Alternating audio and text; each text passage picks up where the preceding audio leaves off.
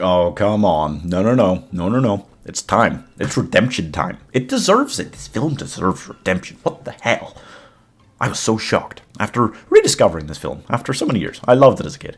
To find out that people don't really like it online, or people are very mixed about it online. This is a phenomenal film. Hoodwinked is awesome. If you don't know the story of Hoodwinked, it's the story of Little Red Riding Hood, just a little bit weirder. Just a little bit twistier, a little bit more like a Marvel movie in the tongue-in-cheek style of humor it has consistently running throughout it. And so I basically decided, what if we took that, made it live action today, without the kind of admittedly creepy at times style of animation, and basically cast it like a Marvel movie. Would that work? I have no idea. Red Puckett, little Red herself. That's right. She wears the hood. She's got the hood. And she is the kind of scoffy, snarky character that just, around that time especially, didn't exist as a leading animated character. She felt revolutionary to me. And it's a lot more in the vein of how you would have these stronger female young leading characters acting in Disney films now. Honestly, it's a phenomenal character. Aside from anything else, any of the other characters, anything about the story, Red herself is phenomenal. And if you want to cast her properly right now, I think the best way to go is Jenna Ortega. Why? Because she's had so many of these roles already. She's still young enough, I think, to pull it off. Yeah, Red's meant to be pretty young, but she's too snarky to be that young in it. And Jenna Ortega's done so many of these roles. In Jurassic World Camp Cretaceous. I don't want to talk about that show. It's not a good show. It's a bad show. And so many roles. She's had so many already at such a young age. And all the time it feels like she's being kind of, let's call it what it is, pigeonholed, shoehorned into these roles. But she's so damn good at them. And I would love to see her getting a big opportunity in a big film like this. But I don't know if it would be a big film. They'd need to make this into a fairly big film. It's too cool. I love Hoodwinked. She's such a great character, Red. And if they just produce a script on the level even, just exactly the same script, just put it out to more people in a live action format that they had for the original film, it would work so well. It's such a gorgeous, fun film. No, it's gorgeous. No, the animation is pretty weird. Now we have to admit that. But Red is a strong, independent female character before they were really much of a thing at the time, honestly, in animated films. So Jenna Ortega would bring that to life, live action, so well. Granny isn't quite what you expect. In the story, she's the lovely, innocent, sweet grandmother. This whole thing was just about defying your expectations, basically, yeah. Big Bad Wolf isn't that big or bad. Woodsman isn't that big or tough or scary. Red is a little bit more snarky than you'd expect. And Granny is an extreme snowboarder. Anyway, I think, and the only way you could do this is to cast Diane Keaton, right? Diane Keaton's the perfect kind of sweet old lady who at the same time has got a real bite to her that you need for this, because God, yeah, that'd be great. She'd be fantastic. Diane Keaton she's played both. She's played these feistier roles. She's played these sweet, nice, kind granny roles. Wonderful, lovely, love it. As far back, in fact, as Father of the Bride. She was playing that, older character who's just sweet and lovely, and yet she's got a little bit of a bite to her when she needs to, Granny's got more bite than the wolf in this film, and it would show in Diane Keaton, because she is just wonderful. I love her so much, and I would love to see her team up with Jenna Ortega. I think about that, I think that'd be pretty sick, yeah. No, I did say we were going to cast this a little bit like a Marvel movie. So when I say Kirk the Woodsman, a character who looks so big and tough, but turns out not to be that big or tough, what do I do with that? Got an axe on him, doesn't he? Got an axe on him. Big, tall, blonde guy. Very funny, very comedic, very off the wall. What do I do about that? I'm going to cast Chris Hemsworth, yeah. It's not the only time we're going to outright just steal from Marvel, but let's be honest, Marvel just took up all of the actors in cinema, so at this point, what else can we do? Chris Hemsworth's got exactly the style of humour I envision a kind of updated version of Kirk having. He was a great character. He's so funny. He's so random and not that intelligent, and Chris Hemsworth plays with those characters to make them not that intelligent, but still incredibly lovable really well. It'd be really funny. And sitting down in a serious interview with a frog detective, by the way, we'll get to that, I think he'd come off as so funny just playing the absolute idiot. He does it so well.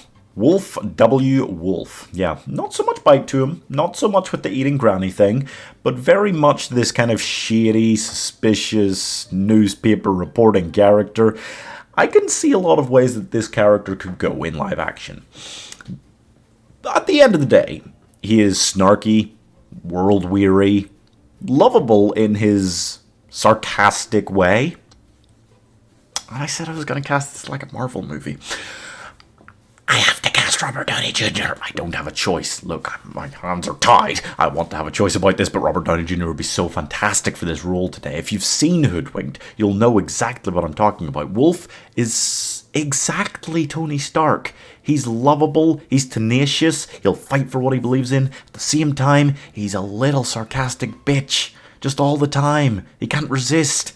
And his one-liners are so good. Oh, it'd be so fantastic to see someone like Robert Downey Jr. take this on today. Even just remaking this modern animated style without it being in live action, because let's face it, that's a lot of weird CGI you gotta do. The characters are wolves, frogs, there's a bear in there. It'd be pretty difficult to do in live action. But even if you just did an updated version of this, I would want Robert Downey Jr. I would want him so bad. It's the perfect character for his exact Robert Downey Jr.-ish style. Tony Stark is just Robert Downey Jr. at this stage. He needs more roles exactly the same. Detective Flippers. Detective Flippers. He's a frog. And also a detective. And he's a wise-speaking kind of, smart detective. Not overly sarcastic, but a little smarky because he knows better than everyone, yes. And he likes letting them know it. And he's a cool customer.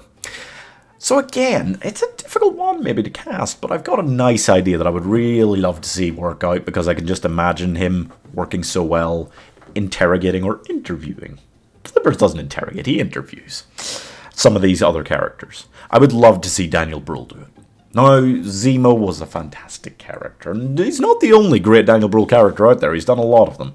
But Zemo in Falcon and the Winter Soldier had such a level of this overly confident, brash, witty guy with this high-class feel to him, which is exactly the route that Flippers goes down. It's fantastic, and I love it, and I would love to see more of him playing that kind of role, because it was so funny. It was so fun. And I know they're doing like a Thunderbolts show or film at some stage, and he's probably going to be in it again, and I'm looking forward to that so much, but I need a little bit more of Daniel Bruhl just having fun with a role in that style, because he's so goddamn good at it. It's incredible. Chief Grizzly he does interrogate. He definitely does interrogate. And he's just your stereotypical, very much loud, brash, angry police officer. It's Idris Elba. It would kind of need to be Idris Elba, I think. I know, that's my fourth Marvel casting in a row. But it would need to be Idris Elba, don't you think? Yeah. Twitchy is a squirrel. A very hyper squirrel. A very scary hyper squirrel. And when he drinks caffeine, everything goes to shit. Think that Hammy from Over the Hedge. Exactly that. But on a terrifying, funny, memey level. I want Kate McCutcheon for it, because I can't imagine any man playing that role hardly. And Kate McCutcheon, not only a great voice actor, but also naturally has a high enough pitch to just actually pull that off without hurting herself. It'd be very difficult. That was a hyper-ass squirrel. Boingo. Never trust a bunny. Never trust a bunny. No, folks, you should never trust a bunny. Boingo is a bad bunny. And the best villain in any animated film ever. Just fantastic. He's so good. And Andy Dick played him originally, and he did so well. And I was trying to think of who today has the same vibe and energy and can pull that off really nicely. I think it would have to be Jim Parsons. Yeah. Jim Parsons has got that unique, quirky, style to him that he's so innocent and lovable, but he's actually a dick. That's what Sheldon Cooper is. You should never trust Sheldon Cooper. You should never trust a bunny. That's all I'm saying, all right?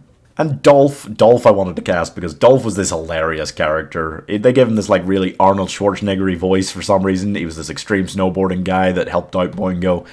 Really weird. Film is really weird in general, but I didn't quite want to go the same way for Dolph. If they bring in another character like that, what I want is Dave Bautista. Because much like with Chris Hemsworth, just being so good at playing dumb, fun, jacked characters, Dave Bautista's genius at it. Drax is the funniest part of either of the Guardians of the Galaxy films. Just marvelous. He's invisible. You can't see him. Phenomenal. I want to see more of that. I think him doing that alongside Jim Parsons as a bunny is just comedy gold. And I want to see interactions between Chris Hemsworth and Dave Bautista more, both playing those dumb characters. We didn't get a lot of Thor Drax stuff. I want more of that. Japheth the goat. The goat that can't stop singing because he was cursed by a witch. Golden character. Golden character. And after Frozen 2, it needs to be Jonathan Groff that plays Japheth. And after Hamilton. Yeah. So good at singing the memeiest song you can think of. Just constantly manages to do it. And just so good at being kind of an asshole without quite being a full-on asshole. That's what we need. That's what we need for Japheth. It's kind of like, okay, Japheth, stop, please God, stop. But he never stops. No. And he's great. I want to see Jonathan Groff doing an updated version of that song or a new song with that character. It'll be so good. And that's all for this one, folks. Let me know what else you want to see fan casted on the channel. We're back to doing them weekly. Isn't that great? Isn't that fantastic? And I do want to see more of these kind of ones. Some of these old animated films that maybe we've forgotten about, because there's a lot of them out there and it's sad. They deserve a second chance in live action. They'll never get it. Hoodwinked's never going to be remade in live action. But it'd be so fantastic if it was, right? Don't forget to subscribe.